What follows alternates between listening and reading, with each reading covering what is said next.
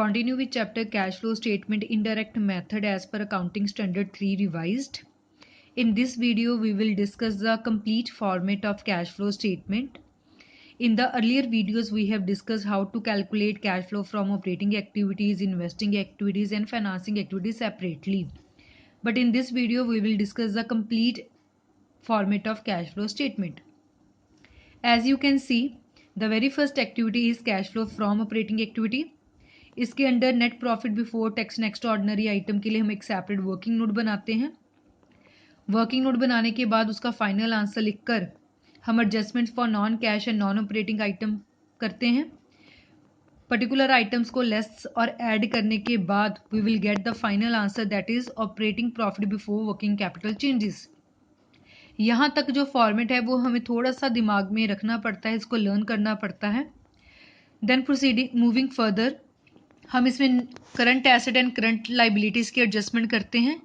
Then we will get cash generated from operations. Then we will adjust income tax, अगर refund of tax given है तो उसको भी adjust करते हैं। And we will get the final answer of operating activity. अगर final answer positive आ रहा है तो we will write cash flow from operating activities, और इन केस अगर नेगेटिव आ रहा है तो कैश यूज्ड इन ऑपरेटिंग एक्टिविटीज़। इसके बाद हमारी नेक्स्ट एक्टिविटी है cash flow from investing activities. Investing activities में हम fixed assets and non current investment की परचेज और सेल को डिस्कस करते हैं। सभी सेल्स को पॉजिटिव और सभी परचेजेस को नेगेटिव में दिखाते हैं। And we will get the final answer. अगर फाइनल आंसर पॉजिटिव आता है तो cash flow from investing activities, और अगर नेगेटिव आता है तो cash used in investing activities. Then our third activity is cash flow from financing activities. इसमें हम shares, debentures, long term borrowing, interest, dividend, repayment, redemption, इसके बारे में बात करते हैं।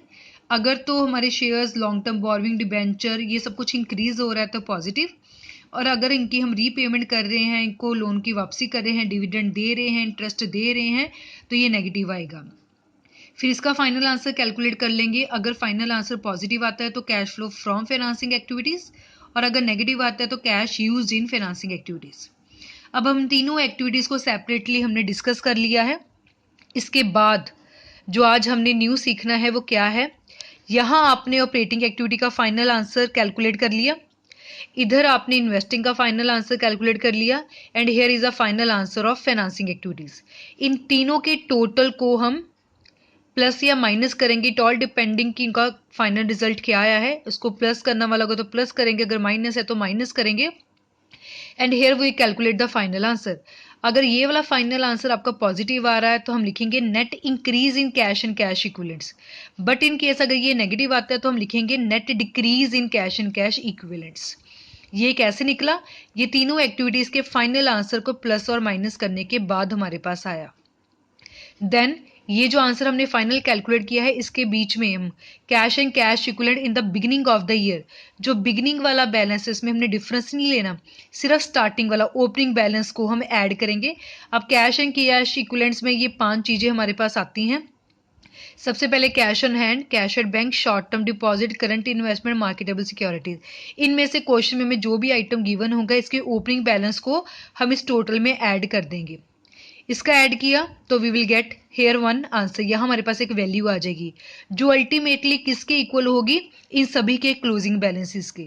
इन क्लोजिंग बैलेंसेस को हम आपस में टोटल करेंगे, ये वैल्यू और ये वाली value it will be same, बिल्कुल सेम आएगी। अगर सेम आ रही है तो मतलब आपने सही कैलकुलेट किया है, अगर इसमें कोई डिफरेंस आता है तो मतलब कहीं ना कहीं कोई मिस्टेक कमिट होगी है।